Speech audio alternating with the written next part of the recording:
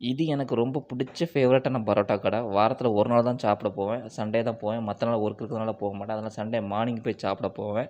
சரி பரோட்டானால எல்லாருக்கும் ரொம்ப பிடிக்கும். எனக்கும் ரொம்ப பிடிச்ச டிஷ்ஷு. அது இல்லாம அந்த கடை ரொம்ப சின்ன கடை. அந்த கடை ஓனரும் சரி, அங்க வேலை பார்க்குறவரும் சரி ரொம்ப பழக்கம். அதனால போனோனே இலைய போட்டுட்டு 2 பரோட்டா பிச்சு போட்டு 2 விதமான சால்னா வச்சிருந்தாங்க. அதில ஃபர்ஸ்ட் ஒரு சால்னா ஊத்துவாங்க.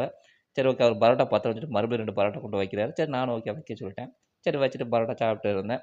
சரி ஓகே. அவரு ஒரு பக்கம் அந்த சால்னா ஊத்துவாங்கறாரு. இல்ல நான் இத வச்சு ஃபர்ஸ்ட்டு சாப்பிட்டுக்கிறேன் அப்படின்னு சொல்லிட்டு பேசிட்டு இருக்கும்போதே, ஒரு கலைக்கு ஆர்டர் பண்ணேன். அதே மாரி கலைக்கும் வந்துச்சு. கலைக்கினோட குவான்டிட்டி 2 பேர் சாப்பிடுற மாரி இருக்கும். உண்மையிலே பெரிய கலைக்கு தான். ரூ. 30 தான் வாங்குறாங்க. பரோட்டா விலையும் ரூ. 10 தான். உண்மை 2 தோசை சால்னாவும் உண்மை ரொம்ப அருமையா இருக்கும்.